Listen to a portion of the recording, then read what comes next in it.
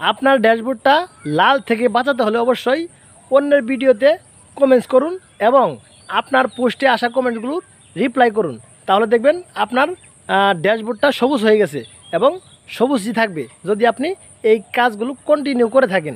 ড্যাশবোর্ডটা সবুজ রাখতে হলে অবশ্যই আপনাকে অন্যের ভিডিও দেখতে হবে, অন্যের ভিডিওতে লাইক কমেন্টস করতে হবে এবং নিজে অ্যাক্টিভ থেকে আপনার পোস্টে যেই কমেন্টসগুলো, আপনার ভিডিওতে যেই কমেন্টসগুলো আসবে সেই কমেন্টগুলো কিন্তু রিপ্লাই 100% করতে হবে। তাহলে আপনার ড্যাশবোর্ডটা সবুজ থাকবে। তো ড্যাশবোর্ড সবুজ থাকলে কী হয় জানেন, আপনার রিচ এঙ্গেজমেন্ট দুটোই বেড়ে যাবে এবং আপনার পেজটা অন্যের নিকট সাজেস্ট করবে। ফেসবুক দেখবে আপনি কাজ করেন, একটা ফেসবুকে আপনি ড্যাশবোর্ড কখন লাল হয় জানেন, যখন আপনি সেখানে কাজ করা বন্ধ করে দেন, সেখানে কাজ করেন না, সেখানে নিয়মিত অ্যাক্টিভ থাকেন না, তখন কিন্তু আপনার ড্যাশবোর্ডটা আস্তে আস্তে লাল হয়ে যায়। ফলোয়ার আসে না, ভিউ আসে না, এঙ্গেজমেন্ট তৈরি হয় না। ফলোয়ার ভিউগুলো আসার জন্য কিন্তু আপনাকে পরিশ্রম করতে হবে।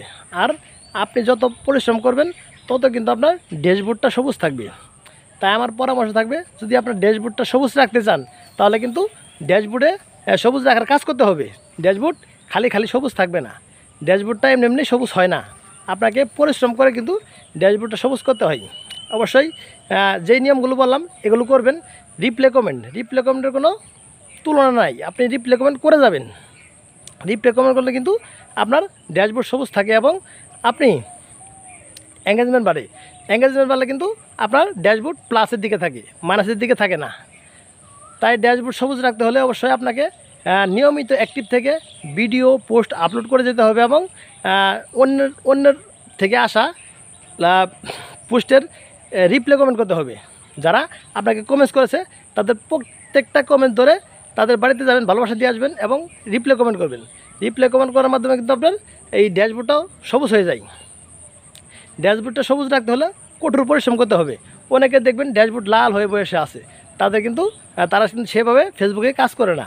ফেসবুকে কাজ করতে হলে অবশ্যই ড্যাশবোর্ড সবুজ রাখতে হলে অবশ্যই আপনাকে পরিশ্রম করতে হবে। পরিশ্রম ছাড়া কখনো ড্যাশবোর্ড সবুজ হবে না। ফেসবুক টিম আমাদের ড্যাশবোর্ডটা দিয়েছে এজন্যই যেন আমরা সেটা দেখে কাজ করতে পারি। যদি দেখেন আপনার ড্যাশবোর্ডটা লাল হয়ে গেছে তখন আপনি সেটা দেখে দেখে কাজ করবেন, আমার কী সমস্যা, এখানে আমি অ্যাক্টিভ আসছিলাম নাকি কারো পোস্টে রিপ্লাই দিতে পারি নাই, এগুলো দেখে আপনি কাজ করতে পারবেন।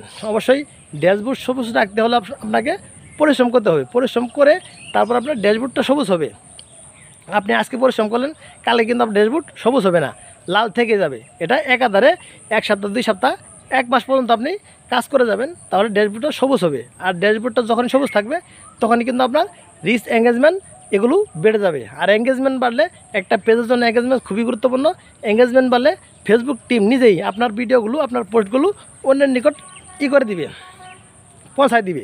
আর তখনই আপনার একটা ভিডিও ভাইরাল হয়ে গেলে কিন্তু আপনার ড্যাশবোর্ড লাল আর লাল থাকবে না, সবুজে পরিণত হয়ে যাবে।